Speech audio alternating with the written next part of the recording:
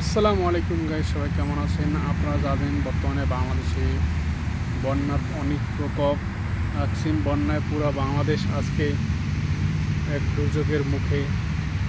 বাংলাদেশের 7টি জেলা, বিশেষ করে নোয়াখালী, ফেনী এবং কুমিল্লা, ব্রাহ্মণবাড়িয়া, এই 4টি জেলা বিশেষ করে বেশি কবলিত হয়েছে।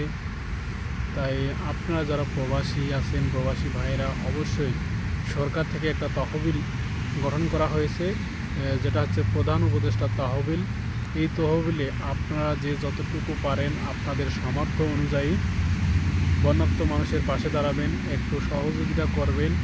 আপনার সহযোগিতায় হয়তো বেঁচে যেতে পারে তাদের উদ্ধার কাজ, বেঁচে যেতে পারে কয়েকশো মানুষের প্রাণ। তো অবশ্যই আপনারা সাহায্য করবেন, বিশেষ করে প্রবাসী ভাইয়েরা যারা আছেন, যার যতটুকু সামর্থ্য আছে সামর্থ্য অনুযায়ী করবেন। এতে করে দেশের একটা মানুষের হয়তোবা আপনার এই সাহায্যের কারণে প্রাণ বেঁচে যেতে পারে। তাই আমি বলছি, আপনারা সবাই এগিয়ে আসবেন। নিজের সাধ্য অনুযায়ী, সাধ্যের বাইরে কেউ যাবেন না। আপনার যতটুকু সাহায্য হয় ততটুকুই দেবেন। আপনি এখান থেকে না পারেন, আপনার এলাকা যদি ভালো অবস্থা থাকে তাহলে আপনি আপনার দেশ থেকে দেন, দেশের বাড়ি থেকে দেন, সমস্যা নেই। আপনি যদি যে কোনো সিস্টেমে দেন, কিন্তু আমি মনে করি 1 টাকা হলেও শরীক হন, এতে অনেক সওয়াব পাবেন এবং হয়তোবা আপনার এই ত্রাণ অবদানের কারণেই কিছু মানুষের জীবন বাঁচতে পারে, উদ্ধার কাজটা বেগবান হতে পারে। তাই আপনার উচিত এগিয়ে আসা।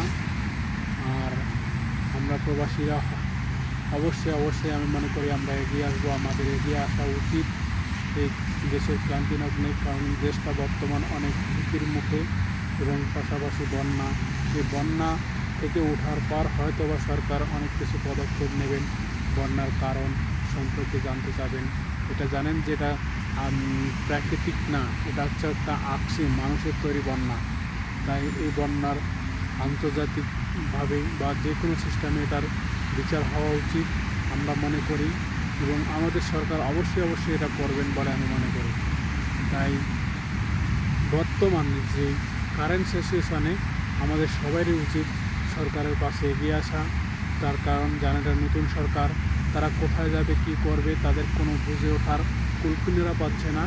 তাই অ্যাডভান্স স্বরূপ আমাদের এগিয়ে আসা উচিত। তার কারণ বর্তমান এই সরকারের প্রথম এবং প্রধান আয়ের উৎস আছে এই প্রবাসীরা, আমাদের রেমিটেন্স। তাই সব মানুষ আপনাদের উপর তাকিয়ে আছে। আপনাকে আর 1 টাকায় হয়তো বা একটা মানুষের জীবন বাঁচাতে পারেন। আমি আপনারা অফিসিয়াল যে প্রধান উপদেষ্টার অফিসিয়াল পেজ আছে বা যমুনা টিভির অফিসিয়াল পেজে, যে কোনো পেজে আপনি যাইয়ে তাদের অফিসিয়াল পেজটা দেখে তারপর টাকা দেবেন, তার আগে দেবেন না। কারণ অনেক ভুয়া মানুষ, আপনারা তো জানেন, অনেকজনে অনেক ফেক পেজ বানিয়ে রাখে, এগুলো থেকে নেবেন না।